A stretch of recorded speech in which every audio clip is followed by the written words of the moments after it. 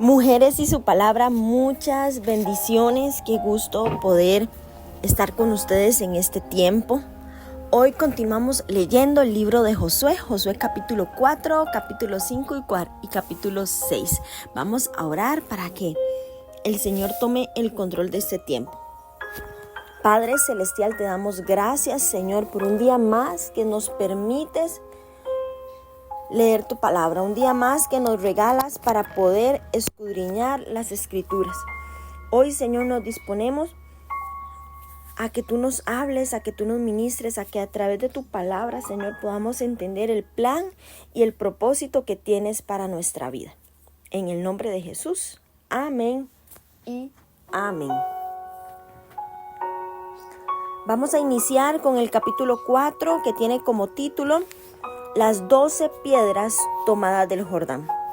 Cuando tomó la gente, hubo a cabo de pasar el Jordán, Jehová habló a Josué diciendo: Tomad del pueblo 12 hombres, uno de cada tribu, y mandadles diciendo: Tomad de aquí de en medio del Jordán, del lugar donde están firmes los pies de los sacerdotes, 12 piedras, las cuales pasaréis con vosotros, y levantadlas el lugar donde habéis de pasar por la noche. Entonces Josué llamó a los 12 hombres a los cuales él había designado de entre los hijos de Israel, uno de cada tribu, y les dijo: Josué, pasad delante del arca de Jehová vuestro Dios a la mitad del Jordán, y cada uno de vosotros tome una piedra sobre su hombro, conforme al número de las tribus de los hijos de Israel, para que esto sea señal entre vosotros. Y cuando vuestros hijos preguntaren a sus padres mañana diciendo: ¿qué significan estas piedras?, les responderás que las aguas del Jordán fueron divididas delante del arca del pacto de Jehová. Cuando ella pasó el Jordán, las aguas del Jordán se dividieron, y estas piedras servirán de monumento conmemorativo a los hijos de Israel para siempre. Y los hijos de Israel lo hicieron así como Josué les mandó. Tomaron 12 piedras de en medio del Jordán, como Jehová lo había dicho a Josué, conforme al número de las tribus de los hijos de Israel. Y las pasaron al lugar donde acamparon y las levantaron allí. Josué también levantó 12 piedras en medio del Jordán, en el lugar donde estuvieron los pies de los sacerdotes que llevaban el arca del pacto, y han estado allí hasta hoy. Y los sacerdotes que llevaban el arca se pararon en medio del Jordán hasta que se hizo todo lo que Jehová había mandado a Josué que dijese al pueblo, conforme a todas las cosas que Moisés había mandado a Josué, y el pueblo dio prisa y pasó. Y cuando todo el pueblo acabó de pasar, también pasó el arca de Jehová y los sacerdotes en presencia del pueblo. También los hijos de Rubén y los hijos de Gad y la media tribu de Manasés pasaron armados delante de los hijos de Israel, según Moisés les había dicho. Como 40,000 hombres armados listos para la guerra pasaron hacia la llanura de Jericó delante de Jehová. En aquel día Jehová engrandeció a Josué a los ojos de todo Israel, y le temieron como habían temido a Moisés todos los días de su vida. Luego Jehová habló a Josué diciendo: Manda a los sacerdotes que lleven el arca del testimonio, que suban del Jordán. Y Josué mandó a los sacerdotes diciendo: Subid del Jordán. Y aconteció que cuando los sacerdotes que llevaban el arca del pacto de Jehová subieron de en medio del Jordán, las plantas de los pies estuvieron en lugar seco, las aguas del Jordán se volvieron a su lugar, corriendo como antes sobre todos sus bordes. Y el pueblo subió del Jordán el día 10 del mes primero, y acamparon en Gilgal, al lado oriental de Jericó.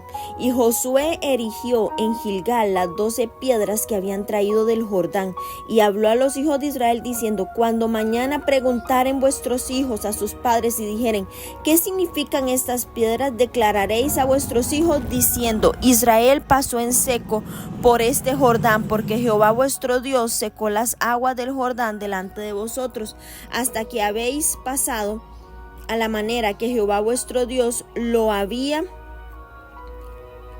hecho en el Mar Rojo, el cual secó delante de vosotros hasta que pasamos, para que todos los pueblos de la tierra conozcan que la mano de Jehová es poderosa, para que temáis a Jehová vuestro Dios todos los días. Las 12 piedras representan a las 12 tribus de Israel. Eran un recordatorio visible de las obras de Dios por su pueblo. Las generaciones futuras debían recordar con gratitud cómo los había guiado el Señor para que cruzaran por tierra seca. El objetivo del memorial era conmemorar que el arca del pacto de Jehová, la presencia de Dios, posibilitó que ellos cruzaran el río. Josué levantó otro monumento de 12 piedras donde habían pasado sus pies los sacerdotes que llevaban el arca. Así honró a los líderes espirituales de Israel, que fueron los únicos en mojarse los pies. Y esto es muy importante porque fueron los que tuvieron la fe de creer que Dios iba a hacer algo glorioso, que iba a abrir el río. Entonces ahí hubo otro memorial por esos que fueron los únicos en mojarse los pies. Y es que alrededor de 1/3 de los hombres se fueron a la guerra y unos 70,580 se quedaron en los territorios al este para cubrir la retaguardia. Cuando engrandeció a Josué, el Señor cumplió lo que había prometido, que lo leímos en el capítulo 3. El pueblo también reverenció a Josué como lo había hecho con Moisés, y vemos aquí otro cumplimiento de promesa, que fue la promesa del capítulo 1, versículo 5. Los israelitas respetaron a Josué por su papel de líder en el cruce del Jordán.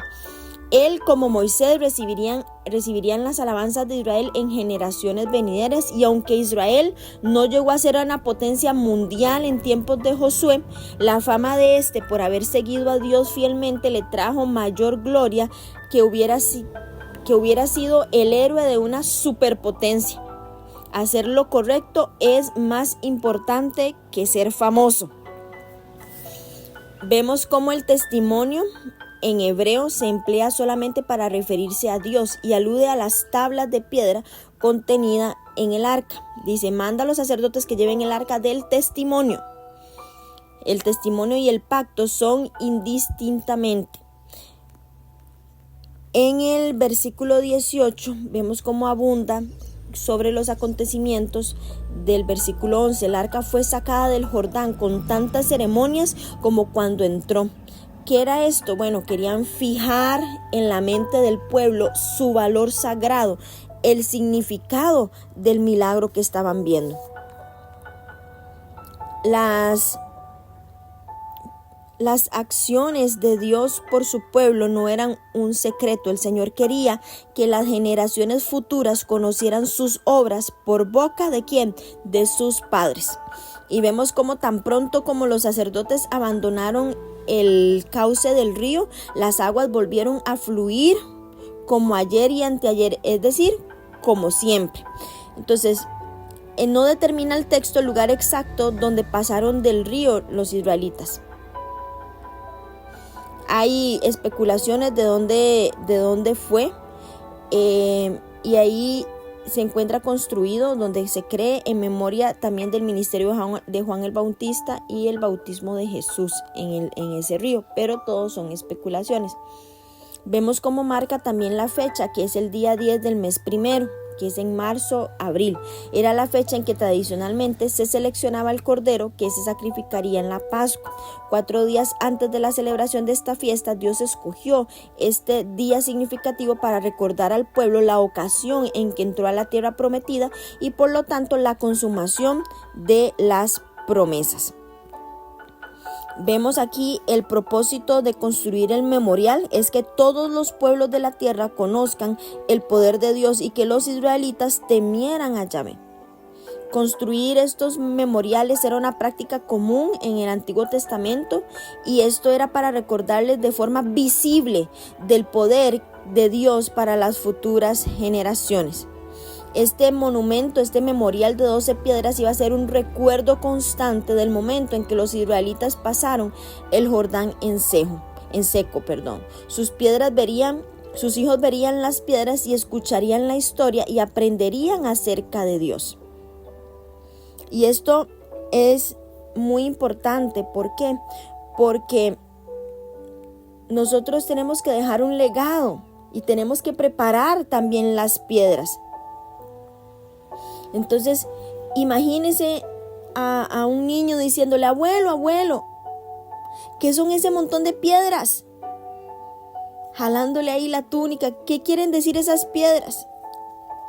Y que él le diga: voy a contarte cómo la mano del Señor nos libró. Y le cuenta que después de 40 años de armar y desarmar carpas, de cavar tumbas, los hijos de Israel finalmente cruzaron el río Jordán a la tierra prometida. Antes de que Dios los dejara en libertad para reemplazar el maná por uvas y agua tibia por leche y miel, les ordenó que construyeran un monumento con 12 piedras. Cuando todo el pueblo terminó de cruzar el río Jordán, el Señor le dijo a Josué: elijan a 12 hombres y ordéneles que tomen 12 piedras del cauce, exactamente del lugar donde los sacerdotes permanecieron en pie.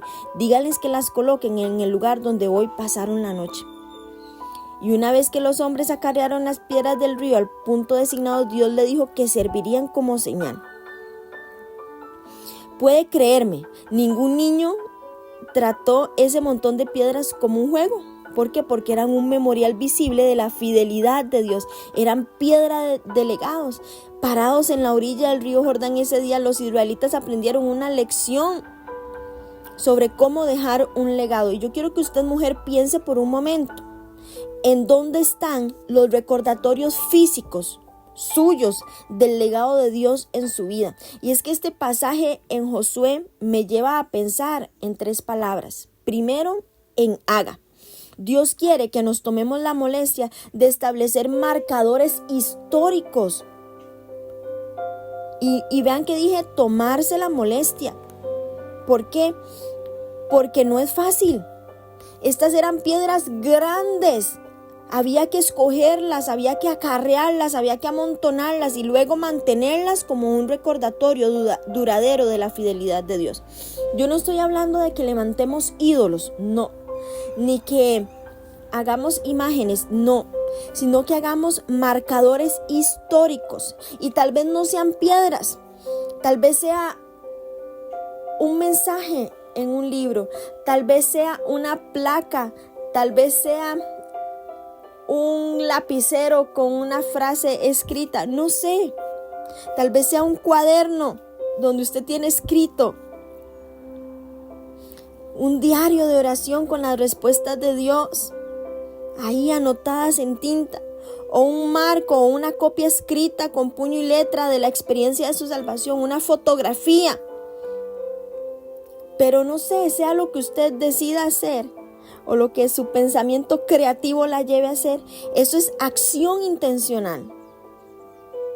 Algo más que quiero rescatar es el recuerde. Segundo, recuerde, Dios se interesa en lo que le recordamos a Él y lo que Él ha hecho. Y es que la memoria es una cosa extraordinaria, es maravillosa, pero nuestra memoria se desvanece con el paso del tiempo. Vamos envejeciendo demasiado rápido, más de lo que quisiéramos.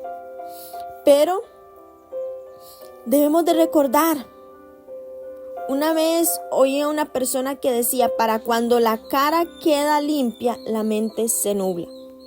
¿Alguna vez se ha encontrado usted en una conversación y usted le pregunta tal vez a su esposo diciendo: ¿recuerdas sí, ella, sí, se llamaba María? Y yo digo: exacto. Entonces el otro dice: sí, recuerdo que ella, y mi esposo termina diciendo: sí, ella hacía esto. Y vemos cómo al final entre el esposo y la esposa terminan completando las frases porque se les ha ido olvidando. Dios no quiere que olvidemos lo que Él ha hecho en nuestras vidas, en nuestras generaciones, en nuestras familias. Y lamentablemente recordamos nuestros fracasos mucho más fácil que la fidelidad de Dios. Recordamos más fácil las tragedias, los accidentes, y olvidamos los triunfos.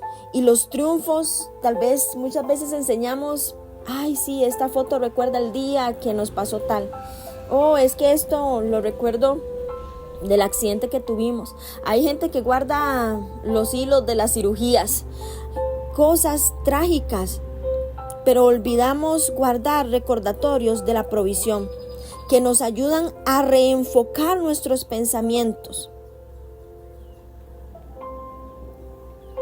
Tenemos que hacer esos monumentos de la misericordia de Dios, que nos consuelen cuando nuestros hijos se rebelen, que nos consuelen cuando nos falta provisión, que nos consuelen cuando tenemos un problema económico, que nos lleven a reflexionar en el carácter poderoso de Dios y que nos den valor para enfrentar el futuro.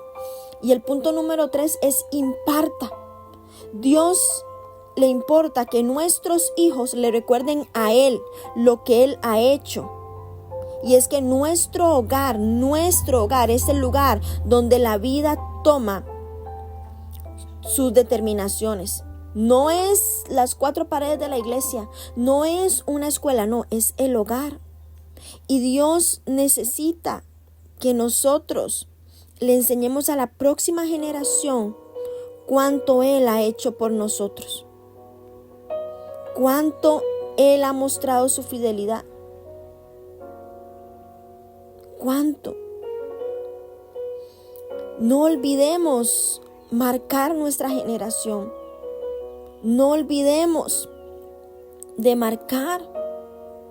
¿Por qué? Porque los hijos aprenden por repetición.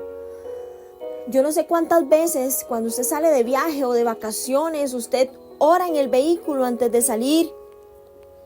Pero eso es esa práctica. Lo hace diferente. Va a llegar el momento en el que usted se le olvide hacerlo y uno de sus hijos le va a recordar: no hemos orado. Y usted va a detener su vehículo y van a tener que orar. ¿Por qué? Porque nuestros hijos aprenden por repetición. No sé cuántos de nosotros ahora le hemos dicho a nuestros papás cuántas veces tuvieron que decirnos lo mismo para que entendiéramos. Y yo sé que la respuesta de ellos es muchísimas más veces de las que quisiéramos. Pero eso es lo que hay que hacer. Uno tiene que hacerlo una vez y otra vez y otra vez hasta que sea un hábito. Y una imagen vale más que 1000 palabras. Un legado duradero vale más que $1,000,000. Recuerde, recuerde, imparta. Yo no sé si usted ya tiene algunas piedras de legado en su vida que tiene que comenzar a prepararlas para que se haga visible también.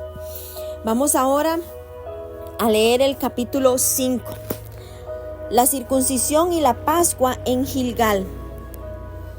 Cuando todos los reyes de los amorreos que estaban al otro lado del Jordán, al occidente, y todos los reyes de los cananeos que estaban cerca del mar oyeron cómo Jehová había secado las aguas del Jordán delante de los hijos de Israel hasta que hubieran pasado, desfalleció su corazón y no hubo más aliento en ellos delante de los hijos de Israel. En aquel tiempo Jehová dijo a Josué: hazte cuchillos afilados y vuelve a circuncidar la segunda vez a los hijos de Israel. Y Josué se hizo cuchillos afilados y circuncidó a los hijos de Israel en el collado de Aralot.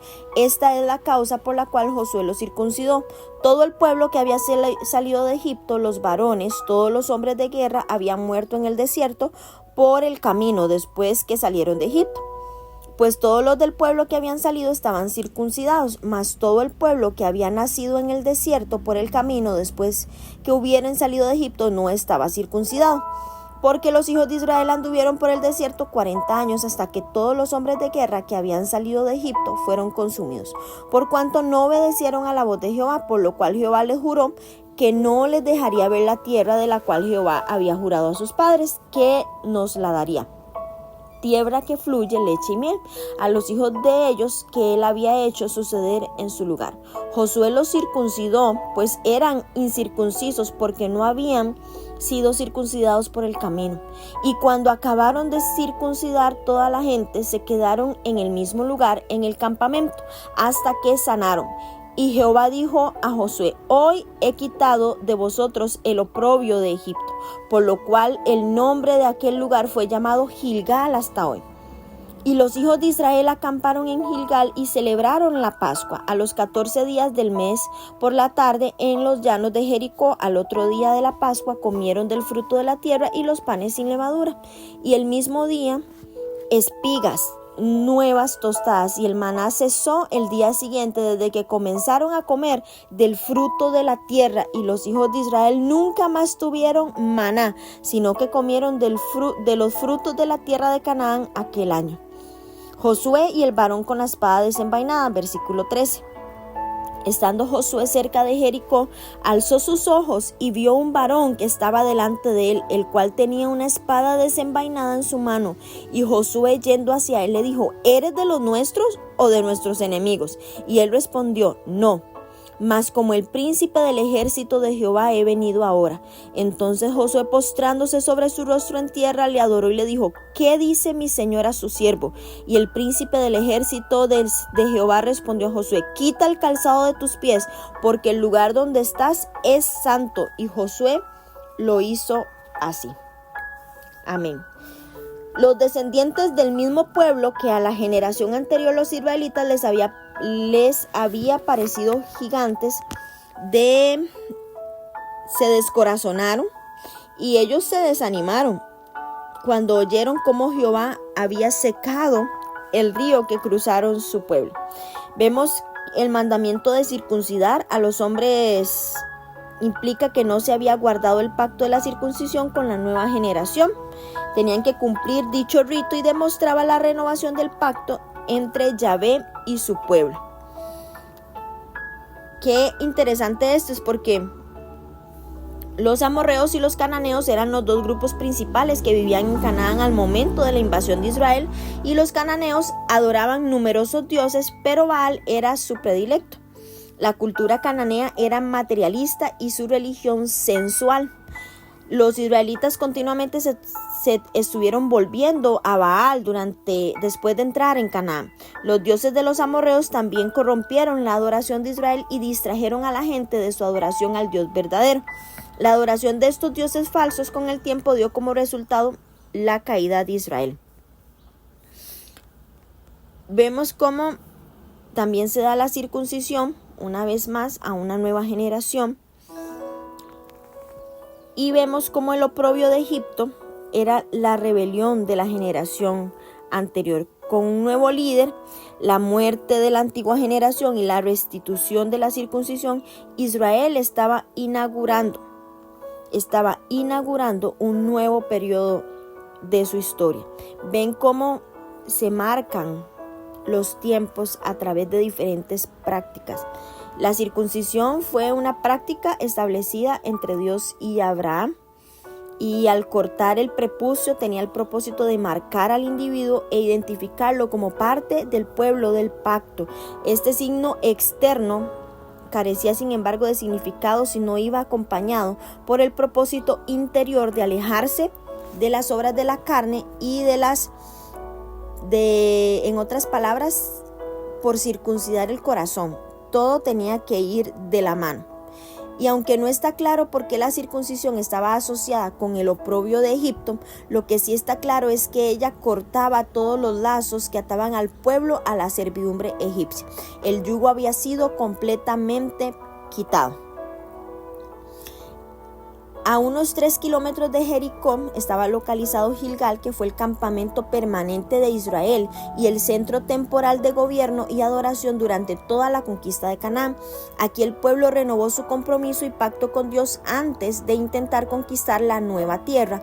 En Gilgal, el ángel comandante del ejército de Dios se le aparece a Josué con instrucciones adicionales para la batalla y con ánimo para la conquista. El príncipe del ejército de Jehová era considerado digno de adoración. Probablemente este príncipe fue una manifestación visible del Cristo preencarnado. Aquí vemos otra teofanía de la que les he hablado anteriormente, la cual habría sido otra confirmación del liderazgo de Josué. En Gilgal, el ángel del ejército de Dios se le aparece con instrucciones adicionales. Después de la conquista después de la conquista, Gilgal continuó siendo un sitio importante en Israel y fue allí donde coronaron el primer rey de Israel, también a Saúl. No era este rito propio de los hebreos, sino que se practicaba en el antiguo Egipto, en Fenicia y probablemente en Canaán. La operación debía ejecutarse con cuchillos de piedra, como lo hizo Séfora con su hijo, y la circuncisión tenía en Israel un carácter marcadamente religioso. Como se los dije, marcaba un nuevo periodo en la historia.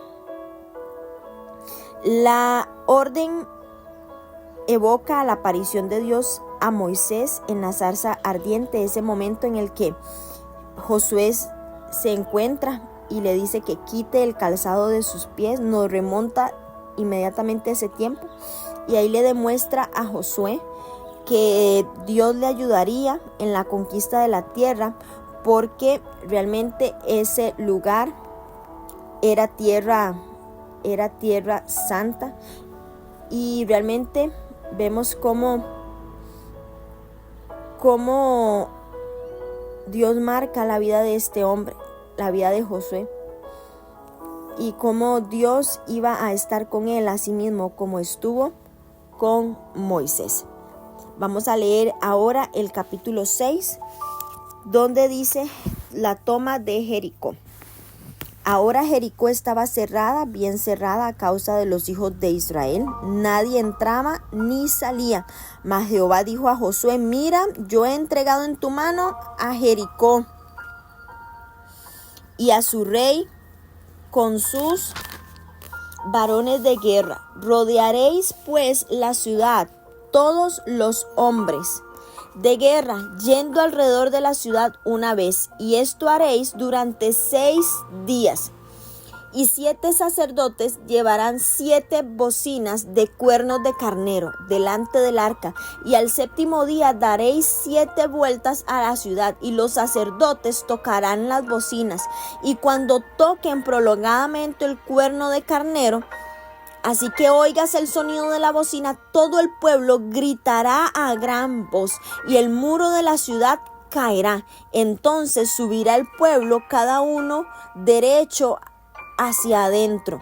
Llamando pues Josué, hijo de Nun, a los sacerdotes, les dijo: llevad el arca del pacto, y siete sacerdotes lleven bocinas de cuerno de carnero delante del arca de Jehová.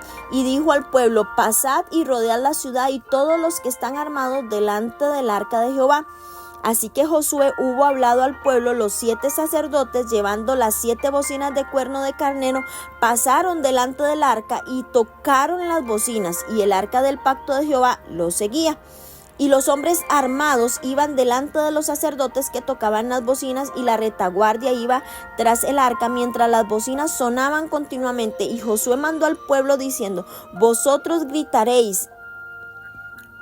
no gritaréis, ni se oirá nuestra voz, ni saldrá palabra de vuestra boca hasta el día que yo os diga. Gritad entonces, gritaréis. Así que él hizo que el arca de Jehová diera una vuelta alrededor de la ciudad, y volvieron al campamento. Allí pasaron la noche, y Josué se levantó a la mañana, y los sacerdotes tomaron el arca de Jehová, y los 7 sacerdotes, llevando las 7 bocinas de cuerno de carnero, fueron delante del arca de Jehová, andando siempre y tocando las bocinas, y los hombres armados iban delante de ellos, y la retaguardia iba tras el arca de Jehová, mientras las bocinas tocaban continuamente. Así dieron otra vuelta a la ciudad el 2º día y volvieron al campamento. Y de esta manera hicieron durante 6 días. Al séptimo día se levantaron al despuntar el alba y dieron vuelta a la ciudad. De la misma manera, 7 veces, solamente este día dieron vuelta alrededor de ella 7 veces. Y cuando los sacerdotes tocaron las bocinas la 7ª vez, Josué dijo al pueblo: gritad, porque Jehová os ha entregado la ciudad, y será la ciudad anatema a Jehová con todas las cosas que están en ella. Solo Rahab la ramera vivirá con todos los que estén en casa con ella, por cuanto escondió a los mensajeros que enviamos. Pero vosotros guardaos del anatema, ni toquéis ni toméis alguna cosa del anatema, no sea que hagáis anatema el campamento de Israel y lo turbéis. Mas toda la plata y el oro y los utensilios de bronce y de hierro sean consagrados a Jehová y entren en el tesoro de Jehová. Entonces el pueblo gritó y los sacerdotes tocaron las bocinas, y aconteció que cuando el pueblo hubo oído el sonido de la bocina, gritó con gran vocería y el muro se derrumbó. El pueblo subió luego a la ciudad, cada uno derecho hacia adelante, y la tomaron y destruyeron a filo de espada todo lo que en la ciudad había, hombres y mujeres, jóvenes y viejos, hasta los bueyes, ovejas y los asnos. Mas Josué dijo a los hombres que habían reconocido la tierra: entrad en casa de la mujer ramera y haced salir de allí a la mujer y a todo el que fuere con ella, como lo jurasteis. Y los espías entraron y sacaron a Rahab, a su padre, a su madre, a sus hermanos y todo lo que era suyo. Y también sacaron a toda su parentela y los pusieron fuera del campamento de Israel. Y consumieron con fuego la ciudad y todo lo que en ella había. Solamente pusieron en el tesoro de la casa de Jehová plata y el oro y los utensilios de bronce y de hierro. Mas Josué salvó la vida de Rahab la ramera y a la casa de su padre y a todo lo que ella tenía. Y habitó ella entre los israelitas hasta hoy, por cuanto escondió a los mensajeros que Josué había enviado a reconocer a Jericó. En aquel tiempo hizo Josué un juramento diciendo: maldito delante de Jehová el hombre que se levante y reedificar esta ciudad de Jericó. Sobre su primogénito eche los simientes de ella, y sobre su hijo menor asiente sus puertas. Estaba pues Jehová con Josué, y su nombre se divulgó por toda la tierra. Imagínense la fama que tenía Josué.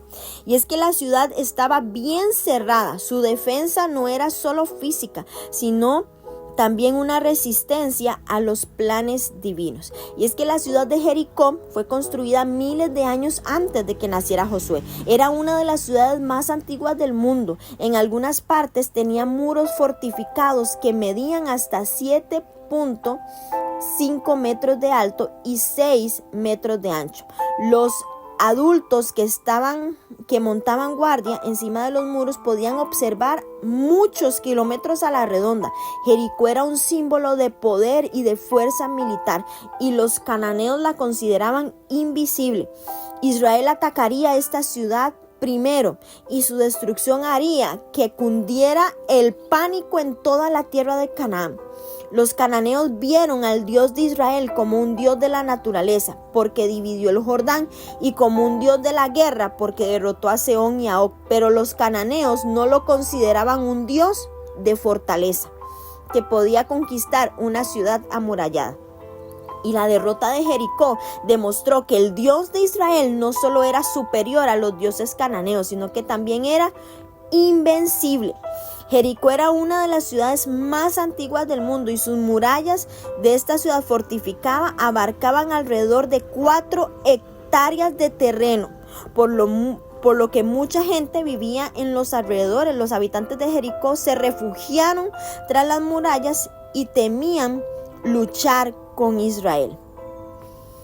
Vemos cómo Dios les da muchas indicaciones, y es que en la actualidad esta estrategia que hizo Israel fue una estrategia psicológica. Ver a hombres de guerra de Israel rodear la ciudad durante 6 días definitivamente incrementó indudablemente el temor de los habitantes de Jericó. Y el propósito de Dios era de desarrollar la confianza y la fe en el corazón de su pueblo a través de esta estrategia tan singular, una estrategia militar.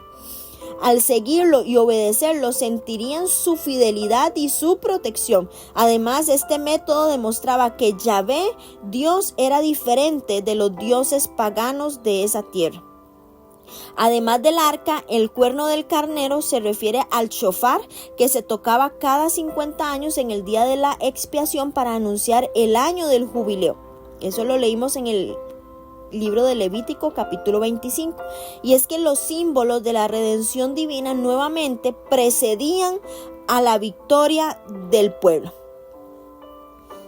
Dios quería asegurar que fuera claro e innegable que la batalla dependía de él y no de las armas ni de las destrezas de Israel.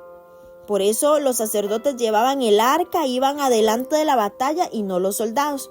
El método de Dios de tomar la ciudad aumentó el terror que ya sentía Jericó. Y esta extraña maniobra militar fue la prueba de la fe de los israelitas y su disposición definitivamente a seguir a Dios plenamente. El sonar las trompetas tenía un significado especial. Ellos habían recibido instrucciones de usar las mismas trompetas que usaban en las festividades religiosas.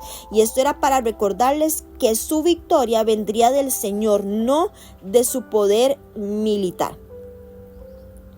Vemos cómo la redacción muestra que los israelitas entraron directamente en la ciudad como había prometido el Señor, totalmente confiados en que les había dado la victoria. En los versículos 22 al 24, este texto no registra desertores ni pedidos de rendición, solo perdonarían la vida de Rahab y su familia porque ella había creído en el Señor Dios de Israel. Poner a Rahab y a su familia fuera del campamento fue una medida transitoria. Con el tiempo ella se casó con Salmón de la tribu de Judá y Rahab está incluida en la genealogía de Jesús, y eso lo vamos a leer más adelante en el libro de Mateo. Dios no usa estrategias convencionales. Dios no hace como hacen los demás. Dios siempre tiene un propósito glorioso. Y Dios siempre nos va a enseñar de maneras que nosotras ni nos imaginamos. ¿Qué tenemos que hacer? Bueno, obedecer a Dios, seguir sus estrategias, seguir sus diseños, decirle: Señor, yo quiero tomar Jericó, yo quiero conquistar esa ciudad amurallada, yo quiero conquistar eso que parece imposible, y Dios nos va a dar la estrategia, Dios nos va a dar el diseño. Simplemente debemos de creer, sin importar lo raro que esto parezca. Las bendigo, mujeres de Dios, que hoy sea un día de conquista, que hoy sea un día de comenzar a dejar memoriales visibles para que nuestras generaciones, para que nuestra fe aumente. Que tengan un día glorioso.